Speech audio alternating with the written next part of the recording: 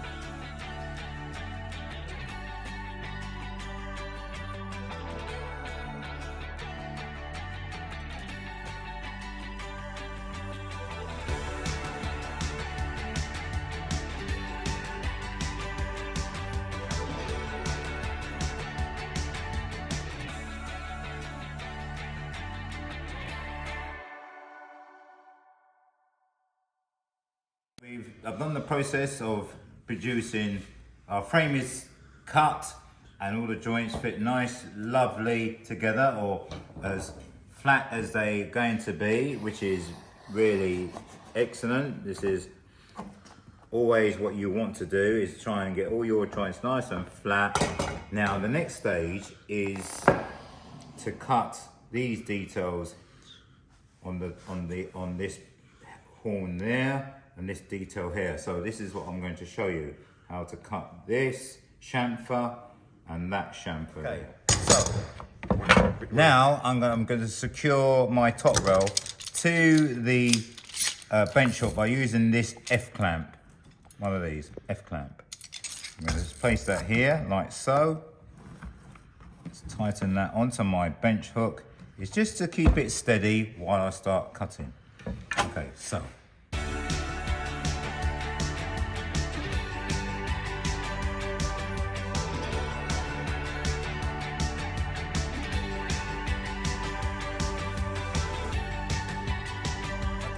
So the issue here is, this is my 50mm line.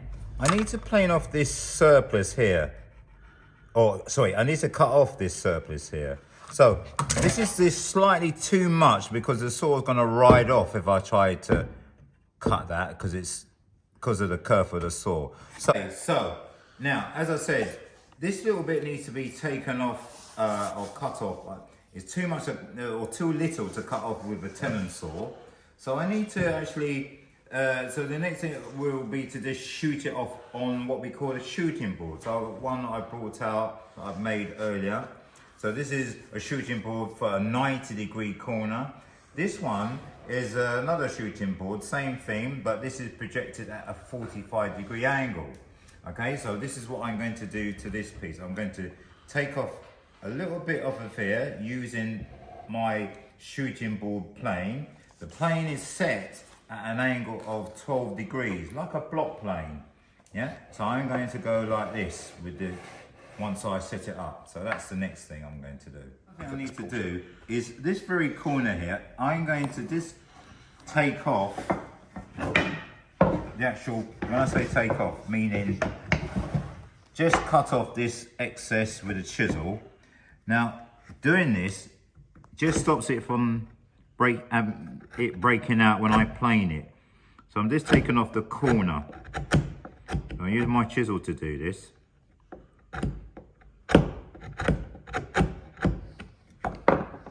So when I get it into here, when I go like this, it's not going to break out any further than what I've done, taking it off there. So, now, the idea is I'm shooting this off, so up to this line, this pencil line here, using this plane. Now, it's quite new, this plane, we've just got it, but it's a plane at the end of the day, and it's set to a low angle.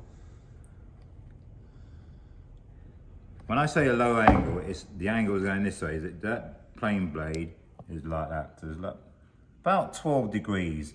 So the lower the angle, what it does, it slices the end grain when you want to plane the end grain. I'm planing end grain here.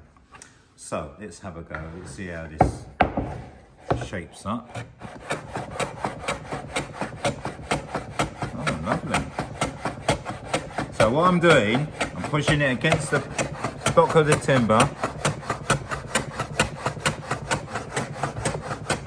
I'm just planing that end grain, that's to the line.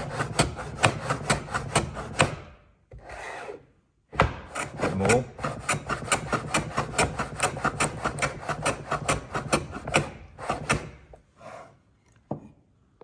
Bit more.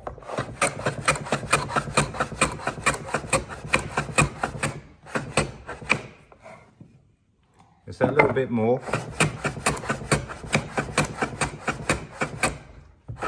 Here. There. Right. So this is what it's done. It's displaned to that line. Marvellous. Marvellous, that is. Now, I'm just going to just sweeten this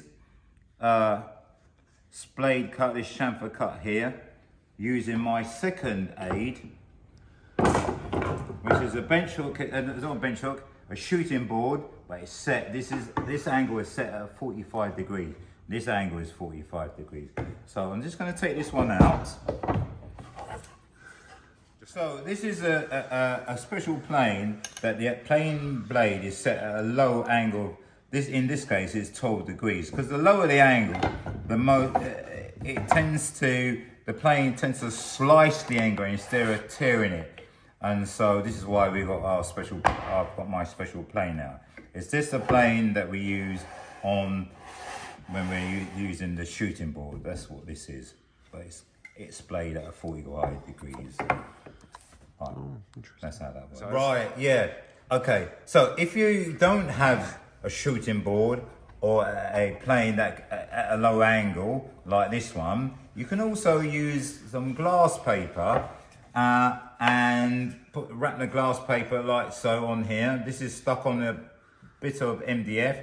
You can actually use that to tidy up the saw marks on an end grain if you want to. It's a different way of tidying up the end grain at this end, on the ends of the timber. Yeah, so just to recap, or just to highlight, try and not use glass paper just freehand like this, because what you'll do, you'll round that corner, especially if you, or whether it's a splayed corner or a square corner. Try and get yourself a block like this, or a piece of timber, and then wrap it around the glass paper around the block, and then that'd be better for you in relation to making sure that is flat instead of rounded. Right, so I just recapping. Now, remember earlier I gauged all four sides, 10mm line with a single pin marking gauge. I came down 10mm and squared this line around, okay? Then from where it crosses the end of the corner of your end grain, I mark a diagonal on that line down to that 10mm there, just like so. And then I do the opposite corner also. So now I'm going to show you a technique using the smoothing plane to produce our chamfers all the way around the end of that piece of timber. So chamfering all the way around.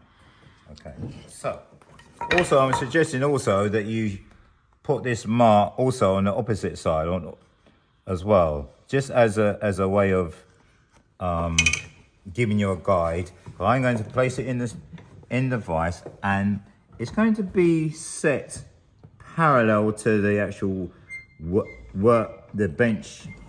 When I say parallel, that line parallel and this way, like this. So you can see that line parallel with the actual top of this bench. And this is what I want you to do. Okay, when you do it. Now, another trick is by taking off the corner like so. Yeah, with a chisel to the line. This stops any breakout when I'm using my chisel. So just up to the chisel line. Right, so that's as far as I'm going to go now. Like that. Right, so now we need to set our smoothing plane to the finest setting as possible, so you just see the blade. Now, to help you do that, you need to place the smoothing plane on a white background, and that give you a guide on how far your plane blade is sticking out. It just wants to be just so that you can see it, and it also be parallel to the base of the plane. Now mine is parallel. Try not to go like this. If anything, you do that just to take off any floating dust that is on the base of the plane. So that's set now. It's parallel. I can see it's parallel to the white background, and then I'm ready to start. So the blade, if I was to project the blade out, you can just see the blade. Okay, like if I do it some more, if I retract it, that's too much. So I want the blade to be just sticking out of the sole of the plane, and also parallel. Okay, so we've got a parallel lever, or lateral lever as it's called. That tells me that the lever is to shift the blade left or right, but we want the blade parallel. Okay, right, so just like that. That's set now.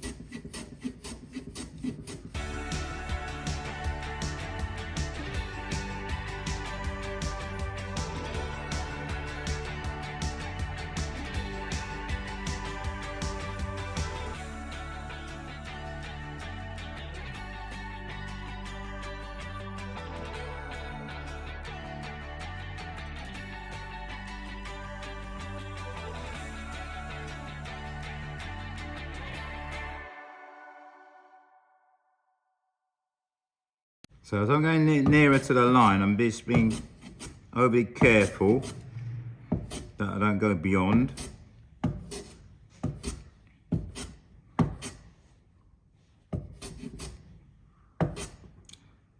And keeping it flat also. That's it, I'm happy with that. So now I'm going to just take it out and turn it over, do the opposite end, or opposite long side, making sure that it's placed in parallel to the line, the piece that you're planing. So I just use my pencil as a guide. Okay, like that. Tighten the vise up. And then I'm just going to take off this corner. You're likely to split the timber if you don't take off the very corner like I'm doing here with a chisel.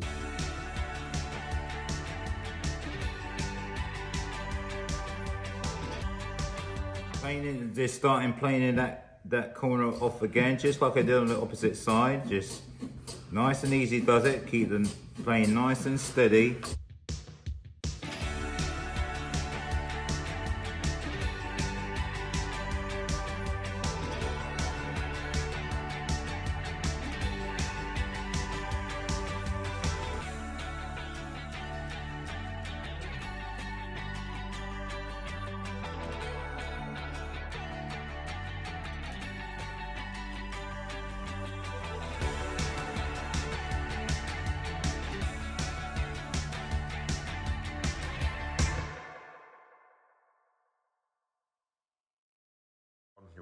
So I'm happy with that now.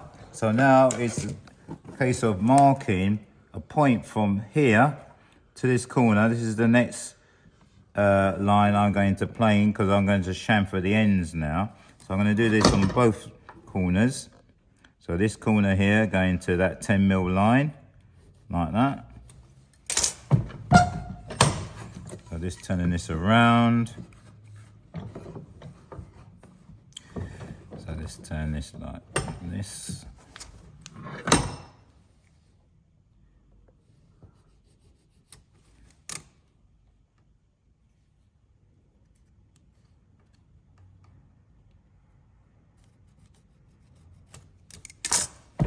Now, same principle, really. Just keep it in the vise like so. And then my guideline is this line and this line when I'm starting planing this way. I'll be planing this going across there like this. So my guideline is this and that when I'm going across.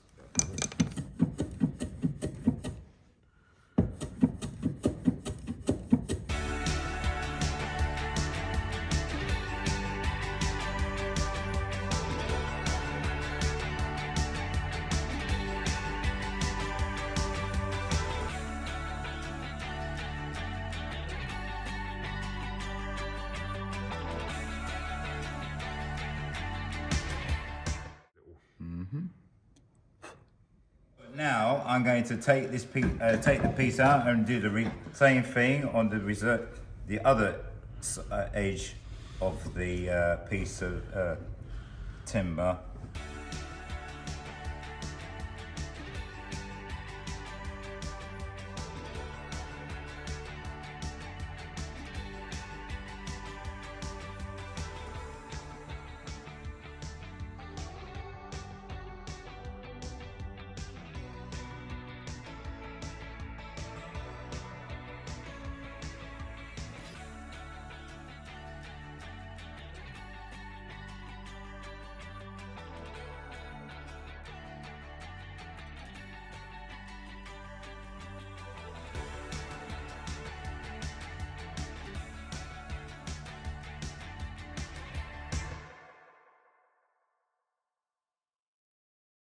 So